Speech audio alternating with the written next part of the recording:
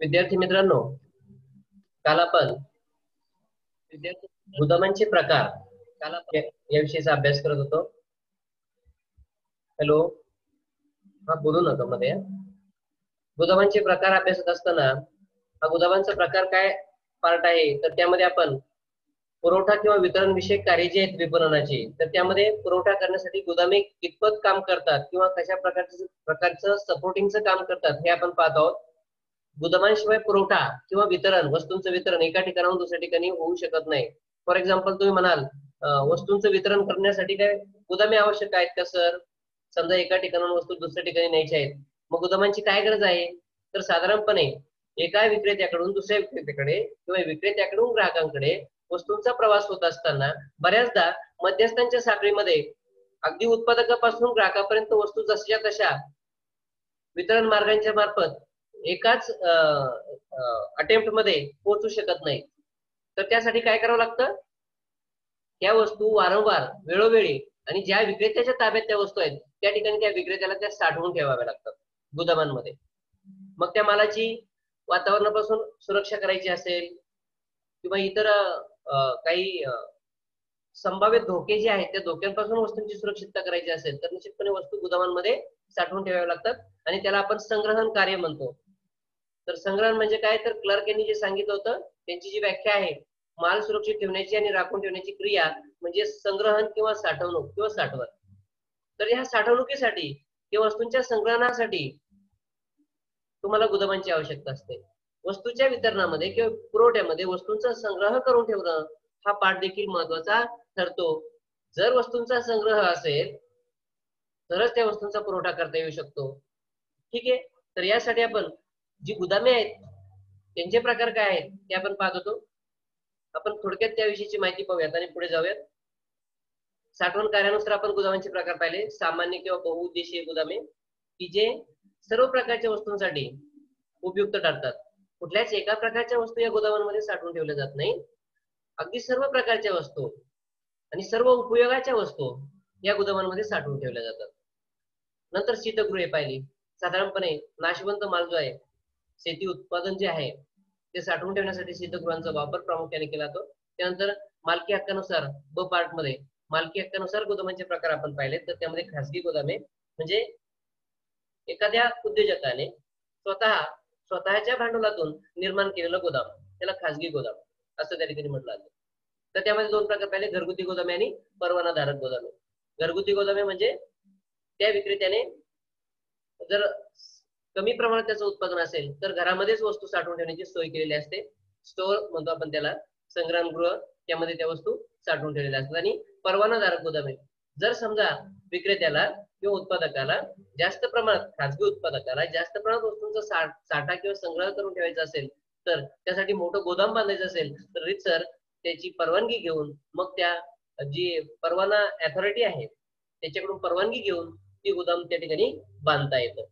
त्यानंतर सार्वजनिक गोदामे, इथे सरकारमार्फत अशा गोदामांची निर्मिती केली जाते. काल आपण पाहिलं की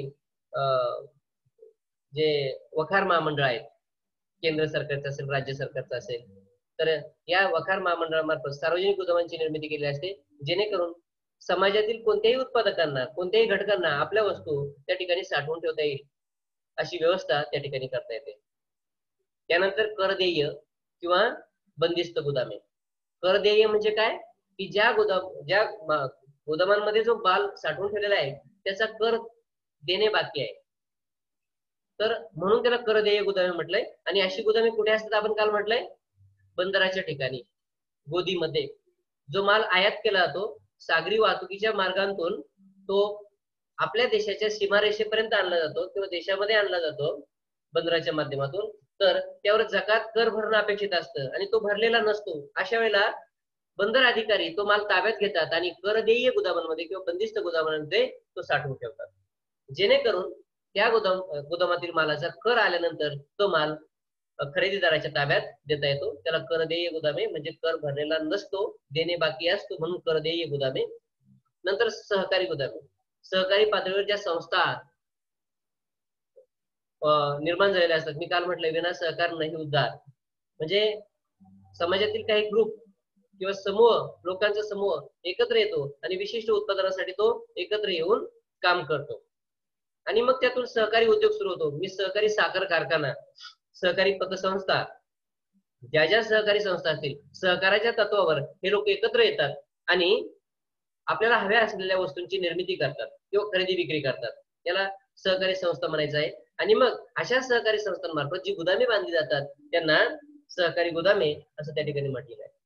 म्हणजे बघा, कुठल्याच एकट्याच्या मालकीचं ते गोदाम नसतं. त्या सहकारी संस्थेमध्ये जेवढे काही सभासद असतील त्या सगळ्या सभासदांच्या मालकीचं ते गोदाम असतं आणि मग सगळ्या सभासदांच्या वस्तू, अर्थात तो उद्योग सगळ्यांचा असतो आणि त्या उद्योगामार्फत ज्या वस्तू निर्माण केल्या जातात त्या वस्तू सहकारी गोदामामध्ये साठवून ठेवल्या जातात. त्यानंतर संस्थात्मक गोदामे. मी काल सांगितलं होतं जाता काय की मोठी उद्योग संस्था असते, एकाच छताखाली अनेक प्रकारच्या वस्तूंचं उत्पादन केलं जातं.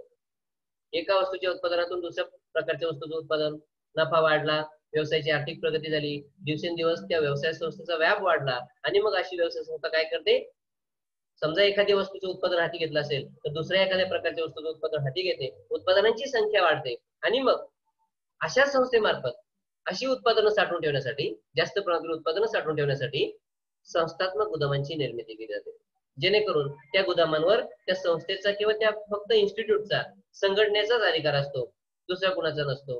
कारण ती मोठी संस्था असते आणि या संस्थेमध्ये ज्या ज्या वस्तू निर्माण होतात त्या सगळ्या प्रकारच्या वस्तू या संस्थात्मक गुदामामध्ये साठवून ठेवल्या जातात. त्यानंतर कर भरलेली गुदामे. वरती कर देय गुदामे होती, आता कर भरलेली गुदामे म्हणजे काय, जेव्हा कर देय गुदामांमधून कर भरून जे खरेदीदार आहेत आपला माल आपल्या ताब्यात घेतात आणि दुसऱ्या गुदामांमध्ये ठेवतात स्वतःच्या, किंवा कर भरतात आणि दुसऱ्या गोदामामध्ये ठेवतात, त्याला कर भरलेली गोदामे म्हणतात. म्हणजे इथे मात्र ज्या वस्तू साठवून ठेवल्या जातात त्या वस्तूंचा कर देणं बाकी नसतं, मुळातच तो कर त्या ठिकाणी भरला जातो. म्हणजे जी कर देय गोदामे होती त्या ठिकाणी वस्तू बंदर अधिकाऱ्याच्या ताब्यात होती, बंदर अधिकाऱ्याकडे खरेदीदाराने रितसर कर भरला तर खरेदीदाराला वस्तू ताब्यात मिळतात आणि वस्तू ताब्यात घेतल्यानंतर पुन्हा खरेदीदार दुसऱ्या गोदामामध्ये त्या वस्तू ठेवतो. अशा वेळेला त्याला कर भरावा लागत नाही, तर अशा गोदामांना कर भरलेली गुदामे असं त्या ठिकाणी म्हटलं जातं. तर असे प्रकार आपल्याला गोदामांचे एकंदरीत पाहता येतात. म्हणजे तुमचं वितरण किंवा पुरवठा करायचा आहे वस्तूंचा, तर त्यासाठी गोदामांची भूमिका अतिशय महत्वाची ठरते. गोदामे नसतील तर तुम्हाला ग्राहकांना वेळच्या वेळी वस्तूंचा पुरवठा म्हणजे मागणीचा पुरवठा करता येणार नाही. ज्या वेळेला वस्तू हव्या आहेत त्यावेळेला त्या वस्तू उपलब्ध करून देता येणार नाहीत. म्हणून जोपर्यंत मागणी येत नाही किंवा उत्पादन कार्य संपलेलं आहे त्यानंतर त्या वस्तू गोदामांमध्ये साठवल्या जातात आणि मागणी आली की त्या ठिकाणाहून त्या वस्तूंचा प्रवास सुरू होतो, म्हणजे वितरण सुरू होतं, त्या वस्तूंचा पुरवठा करणं शक्य होतं. म्हणून पुरवठा किंवा वितरण कार्यांमध्ये गुदामांचं अनन्यसाधारण महत्व आहे. ठीक आहे, अशा प्रकारे गोदामांचे प्रकार देखील आपल्याला त्या ठिकाणी पाहता येतात. विपणन कार्यांमध्ये उपकार्य जे आहेत म्हणजे संग्रहणासाठी गोदामे वापरली जातात त्याविषयीचा अभ्यास आपण केलेला आहे. आता नंतर गोदामांची कार्ये, कोणत्या प्रकारची कार्य केली जातात तर तुम्ही पाहता स्क्रीनवर, पहिलं कार्य आहे संग्रहण कार्य. गोदामांमध्ये मालाची साठवणूक केली जाते, संग्रह करून ठेवला जातो. जोपर्यंत ग्राहकांकडून वस्तूंची मागणी येत नाही तोपर्यंत वस्तू त्या ठिकाणी साठवल्या जातात आणि उत्पादकांनी उत्पादित केलेल्या वस्तू जोपर्यंत ग्राहकांची मागणी येणार नाही तोपर्यंत त्या गोदामांमध्ये साठवून ठेवल्या जातात. म्हणजे गोदामांची आवश्यकता किंवा कार्य जे आहे ते उत्पादकांच्या दृष्टीने देखील महत्वाचं आहे आणि ग्राहकांच्या दृष्टीने देखील महत्वाचं आहे. कारण ग्राहकाला हवी ती वस्तू हवे त्यावेळी आवश्यक असते आणि त्यावेळेला ती उपलब्ध होणं त्याची अपेक्षा असते. म्हणजे जेव्हा ग्राहकाला त्या वस्तूची गरज निर्माण होते तेव्हाच ग्राहक त्या वस्तूंची मागणी करतात आणि वस्तूंची मागणी केल्यानंतर ताबडतोब कमीत कमी वेळेमध्ये ती वस्तू ग्राहकाला उपलब्ध होईल यासाठी गोदामांमध्ये वस्तू संग्रहित करून ठेवल्या जातात आणि त्या ठिकाणाहून लगेच ग्राहकांच्या वस्तूंच्या मागणीचा पाठपुरावा जो आहे तो त्या ठिकाणी करता येतो. नंतर दुसरं कार्य आहे किंमत स्थैर्य, म्हणजे वस्तूंच्या किमती स्थिर ठेवणे, ना त्या वाढू देणे किंवा कमी होणे. आता समजा वस्तूंच्या किमती कमी झाल्या तर फायदा कोणाचा आहे, ग्राहकांचा. वस्तूंच्या किमती वाढल्या तर तोटा कोणाचा आहे, ग्राहकांचा. वस्तूंच्या किमती कमी झाल्या तर फायदा कोणाचा आहे, ग्राहकांचा असं आपण म्हटलंय, पण तोटा मात्र उत्पादकाचा आहे. आणि मग मला सांगा, कोणताही उत्पादक तोट्यामध्ये आपली वस्तू विकू इच्छितो का, निश्चित नाही. मग उत्पादकाचाही तोटा होणार नाही, ग्राहकांचाही तोटा होणार नाही. त्याचबरोबर फायदा तर अपेक्षित असतो, फायदा उत्पादकाचा अपेक्षित असतो, त्याचबरोबर ग्राहकाला फायदा म्हणण्यापेक्षा ग्राहकाच्या गरजेचं समाधान होणं त्या ठिकाणी महत्वाचं असतं. म्हणजे बघा, जी किंमत ग्राहकाने दिलेली आहे त्या किमतीच्या मोबदल्यात त्या वस्तूची गरज, जी ग्राहकाला गरज भासलेली आहे ती गरज भागणं त्या ठिकाणी महत्वाचं असतं. म्हणजे फायदा ग्राहकाचाही होतो. म्हणजे त्याला ज्या वस्तूची गरज भासली आहे त्या वस्तूची गरज त्या ठिकाणी पूर्ण करता येते. मित्रांनो, आज सुद्धा 84 पर्यंत अटेंडीज जे आहेत ना ते संख्या पोहोचलेली आहे, ती 100 पर्यंत नाहीये. हे मात्र दुर्दैव आहे. मी कालच तुम्हाला अपील केलं होतं, ज्या ज्या मुलांनी ऍडमिशन घेतलेलं आहे त्या सगळ्या मुलांनी त्यांना ग्रुपला ऍड केलेला आहे. आता टेक्निकली काही मुलं ग्रुपला ऍड होऊ शकले नसते, की कॉलेजकडून ग्रुपला ऍड होण्याचं बाकी असेल, किंवा जी मुलं ऍड झालेली आहेत ती जर येत नसतील तर मात्र आपण त्या ठिकाणी काहीतरी उपाययोजना करणं अपेक्षित आहे. तर वस्तूंच्या किमती स्थिर कशा राहतात गोदामांमुळे? उत्पादक आपल्या वस्तूंची निर्मिती केल्यानंतर त्या वस्तू कुठे साठवतात? गोदामांमध्ये. म्हणजे ग्राहकाकडून जेव्हा मागणी प्राप्त होते तेव्हा वस्तू उपलब्ध असतात. समजा वस्तू उपलब्ध नसतील आणि त्या वस्तू उपलब्ध करून द्यायच्या असतील तर ग्राहकांना जास्त किंमत मोजावी लागते. पण त्या वस्तू ऑलरेडीच गोदामांमध्ये उपलब्ध असतील तर त्या वस्तूची किंमत वाढण्याचं कारण नाही. तुम्हाला मागणी आणि पुरवठ्यातील संबंध जो आहे ना, परस्पर संबंध, तो माहित आहे. वस्तूंची मागणी वाढली की पुरवठा वाढवावा लागतो आणि वस्तूंची मागणी कमी झाली तर वस्तूंचा पुरवठा कमी करावा लागतो. पण याच्यात जर विरोधाभास झाला, पुरवठा वाढला मागणी कमी झाली तर वस्तूंच्या किमती कमी होतात, आणि मागणी वाढली पुरवठा कमी झाला तर वस्तूंच्या किमती वाढतात. म्हणजे मागणी आणि पुरवठ्यामध्ये परस्पर संबंध टिकवून ठेवण्यासाठी, म्हणजे किमतीमध्ये स्थैर्य राहण्यासाठी वस्तूंचं संग्रहण करणं अपेक्षित आहे. आणि हे संग्रहण कोणामार्फत केलं तर गोदामांमार्फत केलं जातं. तात्पर्य काय आहे की वस्तूच्या किमती वाढू नयेत किंवा त्या कमी होऊ नयेत यासाठी वस्तूंचा संग्रह करणं अतिशय महत्वाचं ठरतं. त्यानंतर जोखीम उचलणे, जोखीम त्याला रिस्क फॅक्टर म्हणतो आपण. जबाबदारी म्हणजे बघा, बऱ्याचदा काय असतं, गोदामामध्ये ज्या वस्तू साठवून ठेवलेल्या असतात त्या वस्तूंना धोका पोहोचण्याची दाट शक्यता असते. पण तरी सुद्धा गोदामांमार्फत, गोदाम मालकांमार्फत, वेअर हाऊसेस मार्फत ही जोखीम उचलण्याचं काम केलं जातं. म्हणजे मोठ्या प्रमाणात वस्तूंचा संग्रह करून ठेवला जातो. समजा ज्या ठिकाणी वस्तू साठवून ठेवल्या नाहीत आणि तिथे जोखीम येण्याचं कारणच नाही, कारण त्या वस्तूंना धोका पोहोचण्याचा संभवच नाही, वस्तूच नसतील तर ना आग लागण्यापासून धोका संभवतो, ना पावसापासून त्या वस्तू खराब होण्याची शक्यता असते, ना वातावरणाचा त्या वस्तूंवर परिणाम होऊ शकतो, कारण वस्तूच नाहीयेत. पण जेव्हा वस्तू एकत्र करून ठेवलेल्या असतात तेव्हा मात्र त्या ठिकाणी वातावरणापासून धोका संभवतो, कधी कधी नॅचरल डिझास्टर जे आहे त्यापासून धोका संभवतो, नैसर्गिक आपत्तीमुळे, आणि कधी कधी मानव आपत्ती. उदाहरणार्थ, गोदामामध्ये माल साठवून ठेवलाय आणि चोरांना समजलं की या ठिकाणी अशा अशा प्रकारच्या वस्तू आहेत, तर ते चोरण्याचा विचार करू शकतात. आता विचारच करू शकतात असं नाही, अनेक उदाहरणं आपण पाहिलेली आहे की गोदामांमधल्या वस्तू चोरीला गेलेल्या आहेत. ही जोखीम आहे मित्रांनो. म्हणजे जमा केलेल्या वस्तू ज्या आहेत त्या गोदामांमध्ये संग्रहित करून ठेवलेल्या वस्तू आहेत त्या सांभाळून ठेवण्याची मोठी जोखीम या गोदामांमार्फत उचलली जाते. त्यानंतर वित्त पुरवठा, चौथं कार्य आहे वित्त पुरवठा. गोदामामध्ये जेवढ्या प्रमाणात वस्तू साठवलेल्या आहेत त्या वस्तूंच्या प्रमाणात गोदाम मालकांना कर्ज मिळू शकतं. म्हणजे त्याच्या ताब्यात आता साठवून ठेवल्या म्हणजे त्याच्या ताब्यात आहेत त्या वस्तू, बरोबर, त्याच्या ताब्यात आहेत याचा अर्थ तो काहीतरी मालकी त्यावर आहे किंवा त्या वस्तूंची काहीतरी किंमत आहे, आणि मग त्या किमतीला जेवढं कर्ज मिळू शकतं, जेवढी रक्कम, जेवढ्या रकमेच्या वस्तू आहेत जेवढं कर्ज मिळू शकतं गोदाम मालकांना किंवा विक्रेत्याने किंवा खरेदीदाराने त्या वस्तू त्या ठिकाणी संग्रहित करून ठेवलेल्या आहेत, त्या संग्रहित वस्तूंवर अपेक्षेप्रमाणे कर्ज देखील उपलब्ध करता येतं. कारण बघा, कर्ज मिळण्यासाठी तारण किंवा गहाण काही वस्तू ठेवाव्या लागतात. तारणाची अपेक्षा असते, बऱ्याचदा जामीनदारांची अपेक्षा असते. समजा तारण किंवा गहाण ठेवल्या नाहीत वस्तू तर कर्ज मिळण्यासाठी किमान 2 जामीनदारांची आवश्यकता असते. पण इथे गोदाम मालकांना जर कर्ज उपलब्ध करून घ्यायचं असेल तर त्याच्या गोदामामध्ये जेवढ्या प्रमाणात जेवढ्या रकमेच्या वस्तू साठवलेल्या आहेत त्या वस्तूंच्या किमतीवर, साठवलेल्या वस्तूंच्या किमतीवर त्या गोदाम मालकाला किंवा उत्पादकाला कर्ज पुरवठा उपलब्ध करता येतो. किंवा कर्ज आवश्यक असेल तर त्या वस्तूंवर कर्ज देखील उचलता येतो. असं कार्य, अशी कार्य आपल्याला गोदामांची सांगता येईल. बरोबर, आपण गोदामांचे प्रकार पाहिले आणि पुन्हा गोदामांची कार्य सुद्धा पाहिले आहेत. प्रकारांना पुन्हा आपण रिवाइज करूयात. साठवण कार्यानुसार गोदामांचे प्रकार, मालकी हक्कानुसार गोदामांचे प्रकार. साठवण कार्यानुसार बहुउद्देशीय गोदामे, सगळ्याच प्रकारच्या वस्तू. शीतगृहे, नाशवंत वस्तूंचं संग्रहण. त्यानंतर मालकी हक्कानुसार खासगी गोदामे होती, त्यामध्ये घरगुती आणि परवानाधारक गोदामे, सार्वजनिक गोदामे की जी सरकारमार्फत बांधली जातात, केंद्र सरकार किंवा राज्य सरकार मार्फत, वखार महामंडळ त्यासाठी काम करतात. करदेय गोदामे, बंदराच्या ठिकाणी आयात झालेल्या वस्तूंवर जकात कर भरणं बाकी असतं, म्हणून अशा वस्तू गोदामांमध्ये साठवून ठेवलेल्या असतात, त्या गोदामांना करदेय गोदामे म्हटले. सहकारी गोदामे, सहकारी तत्वावर जे उद्योग सुरू झालेले आहेत त्या ठिकाणी त्या संस्थेमार्फत, सहकारी उद्योगामार्फत जी गोदामे बांधली जातात, सहकारी गोदामे. संस्थात्मक गोदामे, एखादी मोठी व्यवसाय संस्था असेल, अनेक प्रकारचं वस्तूंचं उत्पादन केलं असेल, त्या वस्तूंच्या साठवणुकीसाठी संस्थात्मक गोदामांचा वापर केला जातो. आणि कर भरलेली गोदामे, करदेय गोदामांच्या बाबतीत, करदेय गोदामांमध्ये बंदर अधिकाऱ्याकडे कर भरल्यानंतर खरेदीदार जेव्हा वस्तू ताब्यात घेतात तेव्हा पुन्हा एकदा त्याला वस्तू साठवण्याची आवश्यकता असते. अशा वेळेला तो ज्या गोदामांमध्ये वस्तू ठेवतो त्या गोदामांना कर भरलेली गोदामे असं म्हटलेलं आहे. आता आपण पुढे पाहणार आहोत. आता हे झालं पहिलं कार्य. संग्रहण कार्यामध्ये म्हणजे वितरण किंवा पुरवठा कार्यामध्ये संग्रहण कार्य होतं, बरोबर ना.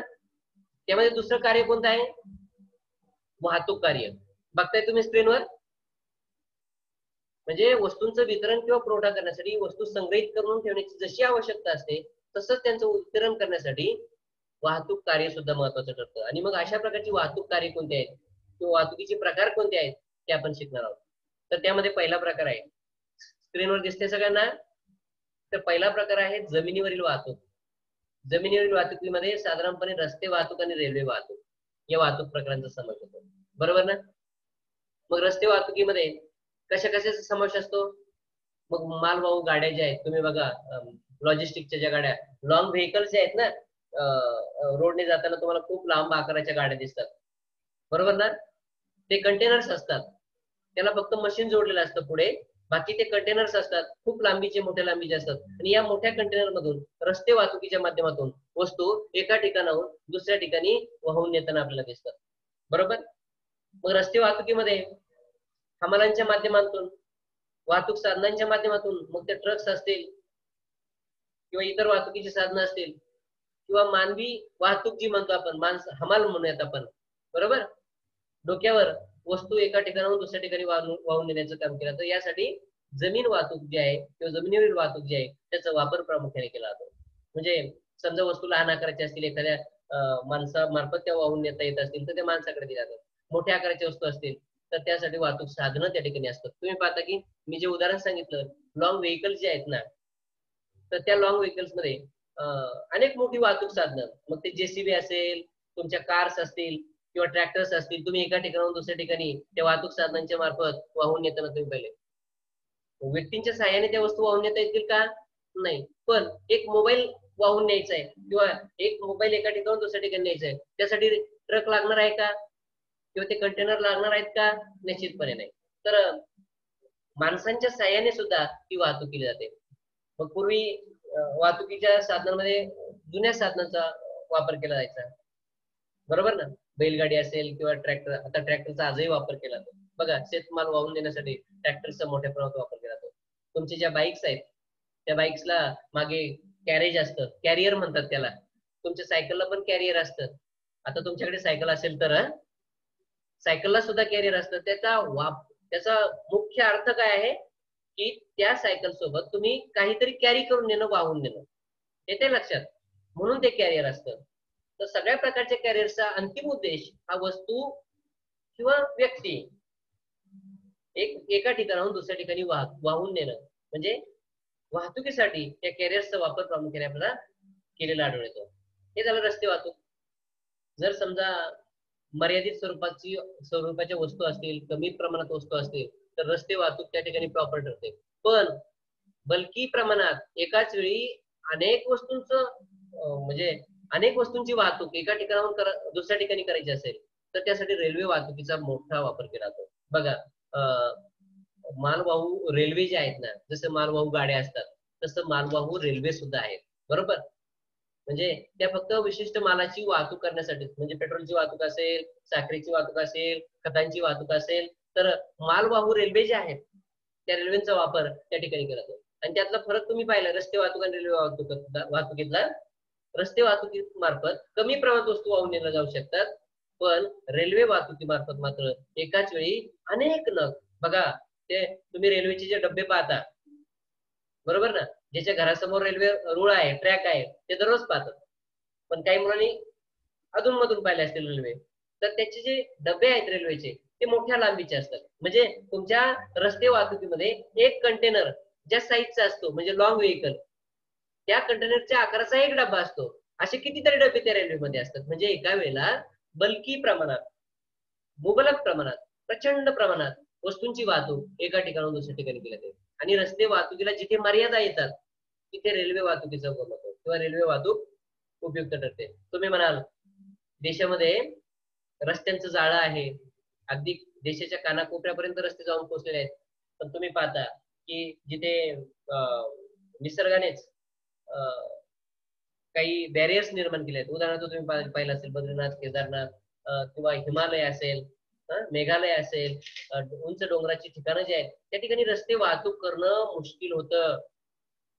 पण अशा ठिकाणांपर्यंत देखील रेल्वे जाऊन पोहोचलेले आहेत. म्हणजे बघा, रेल्वेचे ट्रॅक देशाच्या अनेक कानाकोपऱ्यामध्ये पोहोचलेले आहेत आणि खूप लांबीचे आहेत ट्रॅक. रस्त्यांना मात्र लिमिटेशन्स येतात. पण रेल्वे मार्गांचं जाळं सुद्धा देशभर पसरलेलं आहे. आणि मग त्यातून काय होतं, जिथे रस्ते वाहतूक पोहोचत नाही तिथपर्यंत रेल्वे वाहतूक जाऊन पोहोचते. आणि त्यातून काय केलं जातं, एका ठिकाणाहून मालाची वाहतूक अगदी थेट एका देशाच्या एका कानाकोपऱ्यातून किंवा कोपऱ्यातून दुसऱ्या कोपऱ्यापर्यंत त्या वस्तूंची वाहतूक करणं शक्य होतं. आणि तुम्ही पाहता रेल्वे मार्गाने केलेली वाहतूक कदाचित थोडस अवधी जात असेल, पण रस्ते वाहतुकीच्या तुलनेत निश्चितपणे रेल्वे वाहतूक आपल्याला उपयुक्त ठरते. रेल्वे वाहतूक प्रभावीपणे त्या ठिकाणी काम करू शकते. म्हणजे एखादा ट्रक आहे, त्या ट्रकला देशाच्या एका कोपऱ्यातून दुसऱ्या ठिकाणी जायचं असेल तर कदाचित 8 दिवस लागत असतील, तर रेल्वे मात्र 2 दिवसात पोहोचू शकते. अशी परिस्थिती आहे. म्हणजे जलद गतीने सुद्धा ती वाहतूक त्या ठिकाणी होत असते. आता रेल आणि वे दोन शब्द मिळून रेल्वे हा शब्द प्रयोग झालेला आहे. रेल साठी असलेला वे, मार्ग म्हणजे रेल्वे, बरोबर. आणि मग रेल्वे जो आहे तो रेल्वे म्हणजे आगगाडी नाही, रेल म्हणजे आगगाडी, रेलगाडी म्हणतो आपण त्याला, बरोबर. आणि रेल्वे म्हटलं की रेलचा मार्ग. Isn't it? येते लक्षात सगळ्यांच्या? आपण जी आगगाडी आहे किंवा रेल आहे तिला रेल्वे म्हणतो. म्हणजे ती रेल जी आहे तो मार्ग आहे का? नाही, ती ज्या मार्गावरून जाते त्याला आपण रेल्वे असं म्हणायचं आहे. येते लक्षात सगळ्यांच्या? ठीक आहे, समजलं असेल, आय होप सो. ठीक, पुढे जल वाहतूक. जमिनीवरील वाहतूक मार्गांबरोबरच देशामध्ये आणि आंतरराष्ट्रीय पातळीवर जल वाहतूक मार्गाचा सुद्धा खूप प्रभाव आहे. पूर्वी असं म्हटलं जातं, आजच्या तुलनेत पूर्वी जुन्या काळामध्ये वाहतुकीसाठी किंवा वाहतूक मार्ग म्हणून जलमार्गाचा वापर जास्त प्रमाणात केला जायचा. म्हणजे मालाची एका ठिकाणाहून दुसऱ्या ठिकाणी ने-आण करण्यासाठी जल वाहतूक मार्गाचाच वापर केला जायचा प्रामुख्याने. कारण हा मार्ग उपलब्ध करण्यासाठी पूर्वी खर्च येत नसायचा किंवा जल वाहतूक मार्ग जो आहे तो बांधण्याची गरज नसायची. तो नॅचरली निसर्गाद्वारे तयार झालेला होता. आणि मग त्यातून काही जहाज किंवा घोड्या, बोटी त्यातून नेऊन तुम्हाला ती वाहतूक त्या ठिकाणी करणं शक्य होतं. म्हणजे आजच्या तुलनेत पूर्वी जल वाहतूक मार्गांचा मोठ्या प्रमाणात वापर केला जायचा. म्हणजे मला असं म्हणायचं नाही की आज जल वाहतूक मार्गाचा अवलंब केला जात नाही. तर जल वाहतूक ही 3 प्रकारची साधारणपणे दिसून येते. तर अंतर्गत जल वाहतूक, अंतर्गत म्हणजे काय?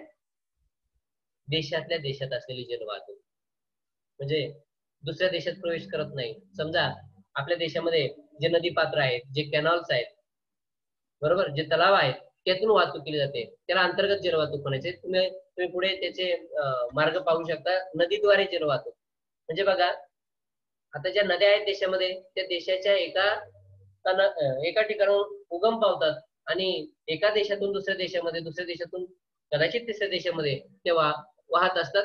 पण देशाच्या भूभागावर जेवढं जलप्रवाह आहे किंवा जेवढी नदी आहे त्या नदीचा वापर जल वाहतुकीसाठी करता येतो. साधारणपणे रुंद नदी पात्र असलेल्या ज्या नद्या आहेत त्या नद्यांचा जल वाहतुकीसाठी मोठ्या प्रमाणात वापर त्या ठिकाणी करताना आपल्याला आढळून येतो.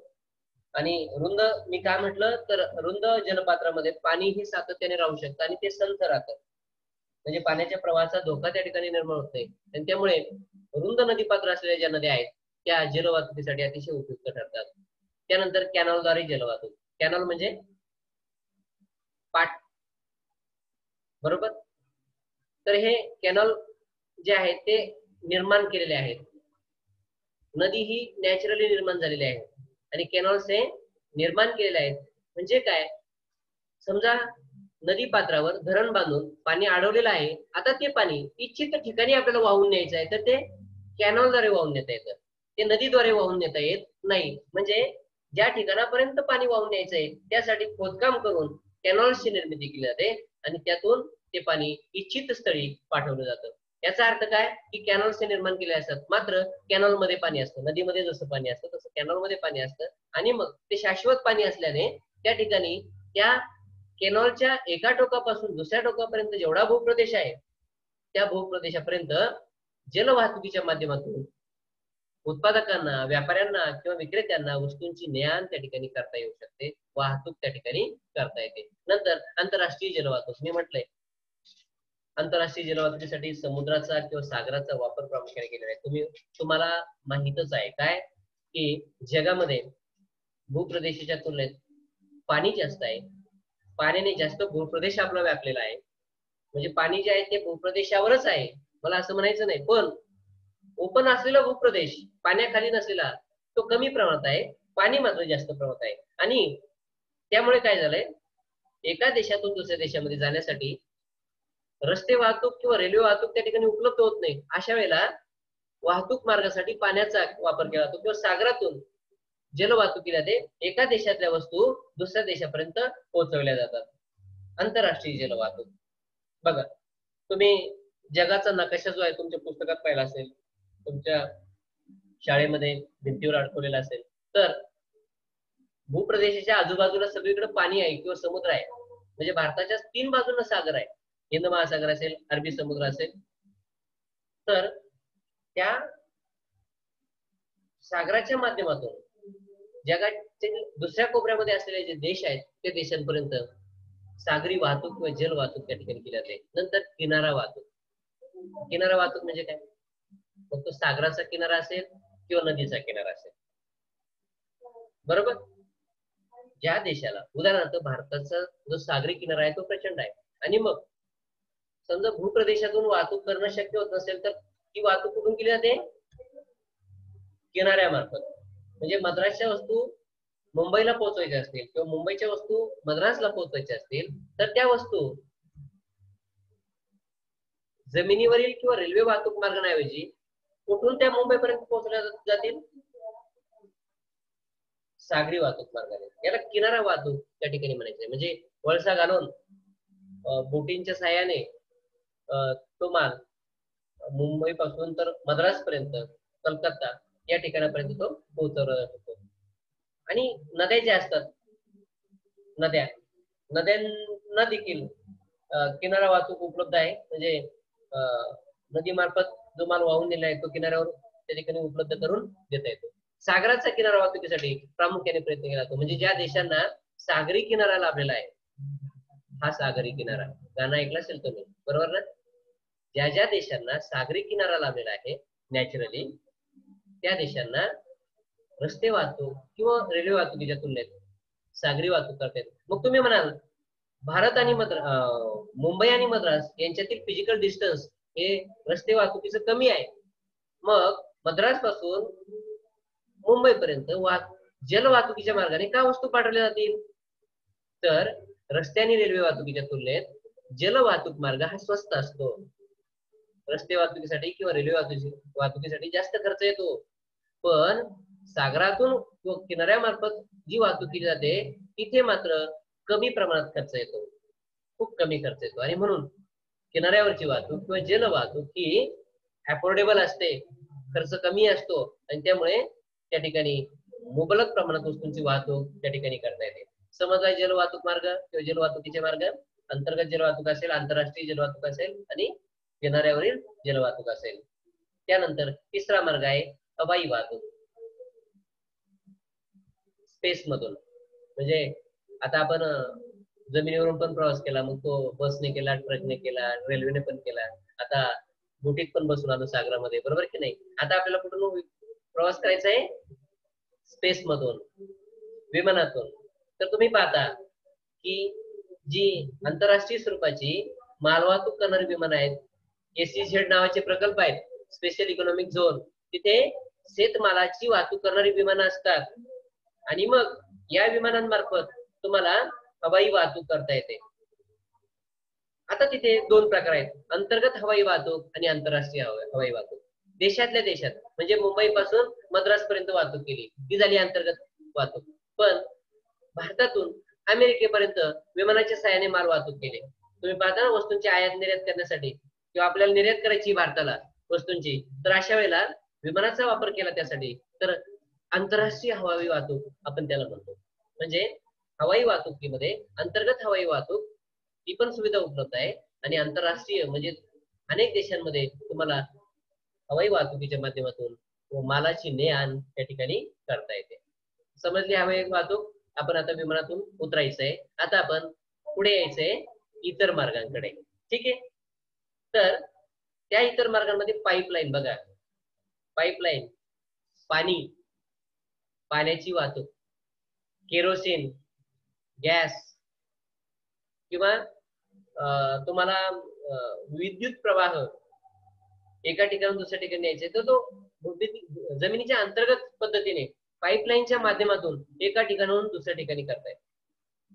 म्हणजे जर कदाचित भूभाग किंवा भूगर्भ प्रदेशावर त्याची अडचण होत असेल, तर भूगर्भातून अशा वस्तूंची वाहतूक केली जाते. कधी कधी जमिनीवर सुद्धा अशा पाईपलाईन्सचा वापर त्या ठिकाणी केलेला असतो. म्हणजे तुम्ही बऱ्याचदा पाईपलाईन्स पाहता, गॅसची असेल, पेट्रोलची असेल, केरोसिन असेल, बरोबर, पाण्याची असेल, केबल्स असतात एका ठिकाणून दुसऱ्या ठिकाणी नेण्यासाठी. तर त्या तुमच्या दृष्टीपथात येतात जमिनीवर कधी कधी, पण भूगर्भामध्ये ते जास्त असतात. म्हणजे कुणाच्याही दृष्टीपथात न येता किंवा अडथळा न होता संबंधित सेवा आणि वस्तू. आता बघा तुम्ही, वीज प्रवाह हा एका ठिकाणाहून दुसऱ्या ठिकाणी न्यायचा आहे, तर हा वीज प्रवाह वाहूनच नेला जातो ना, वाहतूकच केली जाते ना, बरोबर की नाही. त्यासाठी वाहतूक मार्ग जो पाईपलाईन म्हटले आपण, त्याचा वापर त्या ठिकाणी केला जातो. नंतर ट्रॉलीज बघा, स्पेशल उपयोगासाठी ट्रॉलीजचा वापर त्या ठिकाणी केलेला असतो, आणि त्या ट्रॉलीज एकमेकांना जोडण्याची सोय त्या ठिकाणी उपलब्ध केलेली असते. तुम्ही उद्योगधंद्यामध्ये उत्पादनाच्या ठिकाणी अशा ट्रॉलीज पाहिलेल्या असतील, अनेक ट्रॉलीज. म्हणजे वस्तू हाताळण्यासाठी एका ठिकाणी वस्तू भरायच्या, त्या दुसऱ्या ठिकाणी लिफ्ट करायच्या, किंवा एका ठिकाणाहून जे कर्मचारी आहेत त्यांना घ्यायचं, दुसऱ्या ठिकाणापर्यंत त्यांना न्यायचं आहे, तर त्यासाठी ट्रॉलीचा वापर फॉर द टाइम बिंग म्हणून केला जातो. त्यानंतर पॅराशूट, पुन्हा आपण हवेत गेलो, बरोबर. पॅराशूट तुम्ही पाहिलेला आहे. म्हणजे एखादी व्यक्ती असेल, एक दोन व्यक्ती असतील, तर पॅराशूटच्या माध्यमातून त्या व्यक्तीला एका ठिकाणून दुसऱ्या ठिकाणी प्रवास सुद्धा करता येऊ शकतो. टेक्नॉलॉजी फार पुढे गेलेली आहे, आणि पॅराशूटचा वापर देखील आपल्याला त्या ठिकाणी करता येतो. उपग्रह वाहतुकीसाठी तुम्ही म्हणाल, उपग्रहावरून कशाची वाहतूक केली जाते? उपग्रहावरून आपल्याकडे माती आणली जाते का, पाणी आणलं जातं का, किंवा इथे निर्माण केलेले साधन उपग्रहावर पोहोचवले जातात का? तसं नाही म्हणायचंय. उपग्रह जे सोडलेले असतात त्याला सॅटेलाइट आपण म्हणतो, त्याचा देशाच्या सुरक्षेसाठी वापर केला जातो. म्हणजे उपग्रहामार्फत काय केलं जातं, जी परिस्थिती आहे त्याचं चित्रीकरण केलं जातं, आणि ते चित्रीकरण इकडे पाठवलं जातं. म्हणजे वाहतूकच झाली ना एक प्रकारची उपग्रहांमार्फत, इजंट इट. म्हणजे वस्तू असेल, सेवा असेल, त्या एका ठिकाणून दुसऱ्या ठिकाणी पाठवण्यासाठी वाहतूक मार्गांचा अवलंब त्या ठिकाणी केला जातो. त्यानंतर बर्फावरील घसरगाड्या, जे प्रदेश बर्फाळ प्रदेश आहेत, बर्फाळ भूप्रदेश आहेत, आणि त्यासाठी साधारणपणे घसरगाड्यांचा अवलंब त्या ठिकाणी केला जातो. टुंड्रा प्रदेश बर्फाळ प्रदेश आहे, बरोबर ना. तर या प्रदेशामध्ये वस्तूंची एका ठिकाणून दुसऱ्या ठिकाणी ने-आण करण्यासाठी घसरगाड्यांचा वापर त्या ठिकाणी केला आपल्याला आढळून येतो. आपले 3 मिनिट बाकी आहे बरं का लेक्चर संपण्यासाठी.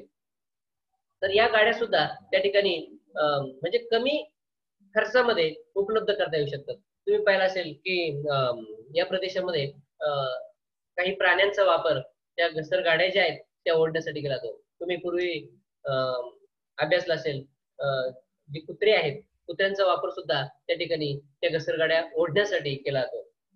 फक्त प्राण्यांचाच वापर केला जातो असं मला म्हणायचं नाही, तर माणसांचा देखील वापर केला जाऊ शकतो. आणि त्या ठिकाणी घसरगाड्या काय निर्माण केल्या, तर तिथे भूप्रदेश उपलब्ध नसतो आणि म्हणून बर्फावरून घसरून ते वाहतूक साधन पुढे जात जाईल अशी व्यवस्था त्या ठिकाणी केलेली असते. त्यानंतर लिफ्ट. आता लिफ्ट म्हणजे काय हे तुम्हाला माहित आहे, एका ठिकाणी उचलायचं आणि दुसऱ्या ठिकाणी नेऊन सोडायचं.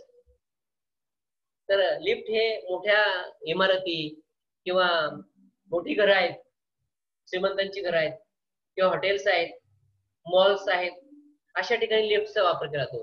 दवाखाने आहेत, हॉस्पिटल्स प्रमुख मुख्य मला सांगायचंय, दवाखाने आहेत, पेशंटसाठी लिफ्ट असतात. म्हणजे पेशंटला एका मजल्यावरून दुसऱ्या मजल्यावर जायचं असेल तर जसं माणसांसाठी वापर केला जातो तसं लिफ्टचा वस्तूंसाठी सुद्धा वापर केला जातो.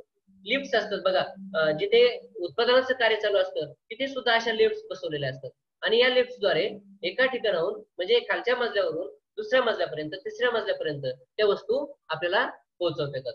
म्हणजे बघा, तात्पर्य काय आहे की त्या वस्तूची वाहतूक करायची. जर माणसाच्या साह्याने वाहतूक करायचं ठरलं असतं तर त्याला ती एक वस्तू डोक्यावर घेऊन अनेक जिने चढून त्याला वरती जाईपर्यंत कदाचित श्वास शिल्लक राहिला तर ती वस्तू तिथे पोहोचेल, बरोबर.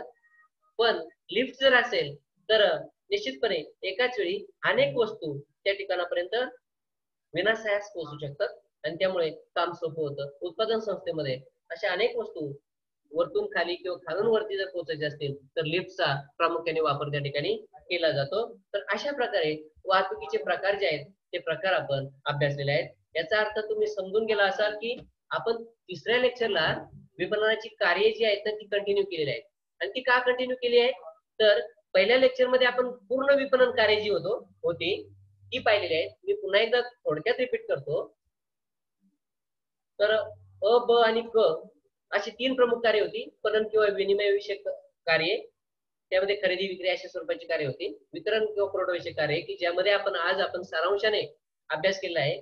वस्तूचं संग्रहण करणं किंवा वस्तूंची वाहतूक करणं त्या ठिकाणी महत्वाचं ठरतं, बरोबर. आणि आपण सहाय्यक कार्य पाहिलेले आहेत, एक 7-8 स्वरूपाची.